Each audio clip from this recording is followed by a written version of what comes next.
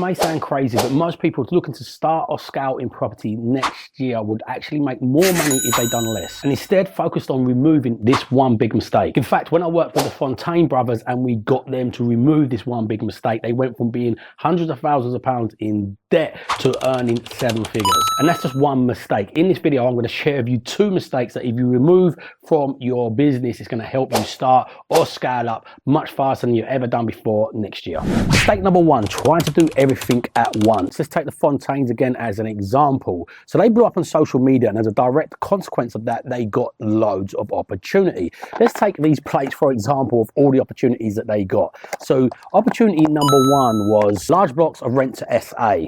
So they started spinning that plate. Then opportunity number 2 was flips. Number 3 was a rent to HMO online course, and let's try and get these back spinning again. And I was trying to do an in-person course and AV with other people that had courses. All these valid ideas of what they was doing, but they was trying to spin all these plates at the same time and getting pretty much the result of what I'm getting here.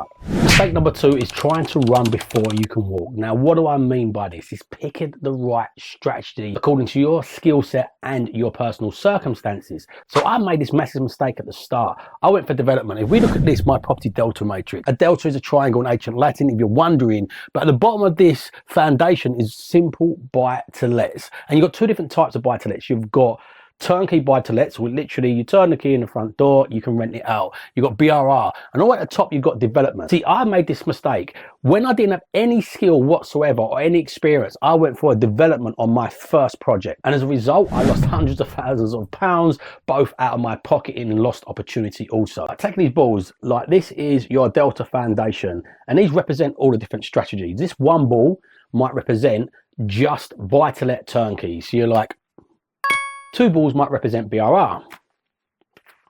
Pretty simple. 3 balls might represent HMOs, loads of more compliance, more complex. 4 balls might represent SAs or BRR HMOs. You can kind of get the message of where I'm going with this. If we try to go all the way to the top straight away and you don't know how to juggle, which obviously I don't, and you try to juggle all these balls, you're going to start making massive mistakes and dropping balls. This can be fixed by performing this straightforward exercise, which is the property delta matrix exercise.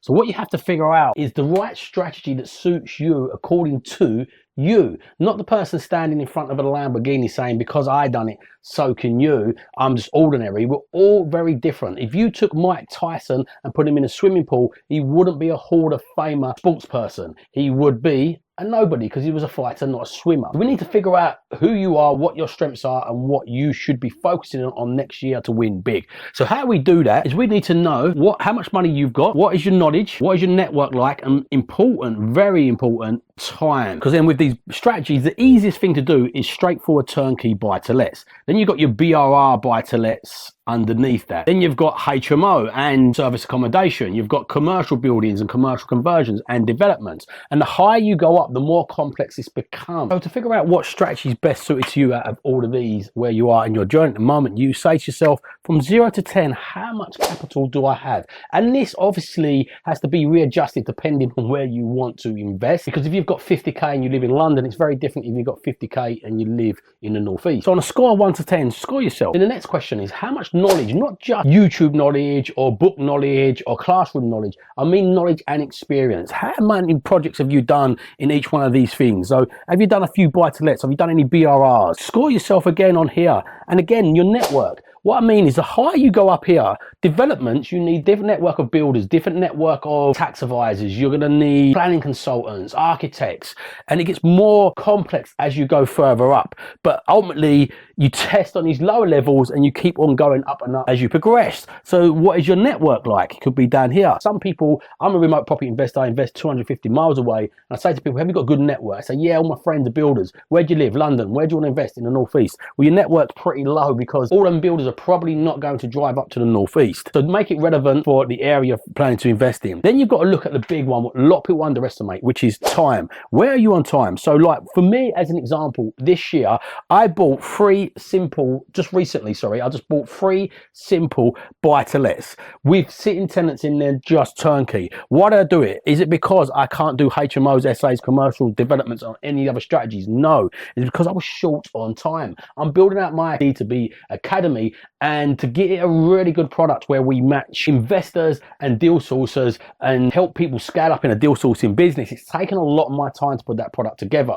I still want to buy a property, but I haven't got the headspace or the time and also the network at the moment to do these bigger projects. The last HMO I've done took up a lot of energy and time. I've got 160k still tied into that deal, and the reason it took up a lot of time is because I didn't have a builder at that level. We've got builders at this level at the moment, and especially for our sourcing business, but not at this level, and I've not got the time to go and find them. So I just have to humble myself and do a project what's in the realms of my circumstances where I'm at the moment. Just because you're skilled to do something doesn't mean you can do everything. You've only got 24 hours in the day, so time here is a real big one. And you may be wondering at the bottom, CCC, what does this count for? Because obviously I didn't have that into here. This is the foundation underneath it all. It's courage, confidence and convictions. How good are you at taking actions out of your comfort zone? Because the faster you expand up here, the more overwhelming, the more fearful it's going to be if you're more closer to this side of the equation. So some people naturally have got a propensity to risk and taking action out of their comfort zones. For example, I remember when we was young,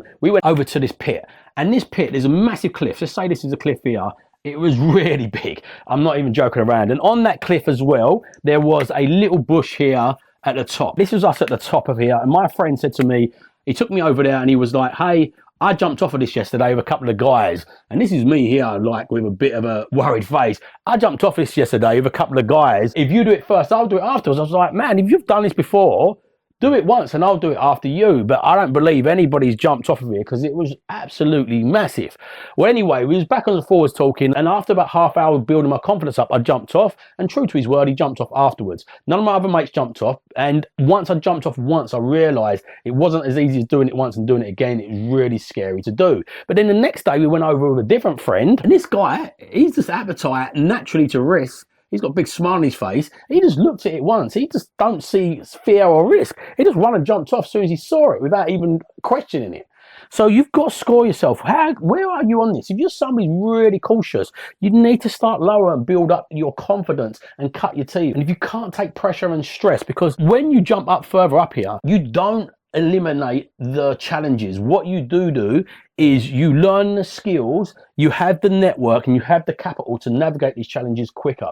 Having experience doesn't give you immunity to having challenges. So in some circumstances, some people might be super brave, super not worried about things. And again, this is all relevant as well. They might be 23 years old, living in their mum's bedroom, no responsibilities, and think, what have I got to lose apart from the actual shirt on my back? So they'll go for here. Or you might be in your 40s with a young family and a mortgage and other responsibilities in life. So you have to adjust this accordingly. Don't adjust this on what other people's done or other people online going, yeah, go monk mode or go full out, 10x it. You've got to judge this accordingly. And if you score yourself here, your aim is to get to here, not jump all the way across to here straight away. And how you do that is by incrementally stepping up here step by step and building the confidence. Because not only will you build a confidence, at each stage of this you will build revenue to be able to deal with the problems that come up when you go to the more complex level. So make sure you pick the strategy that's suited to you next year to make sure you win big. But there is one strategy everybody should be doing alongside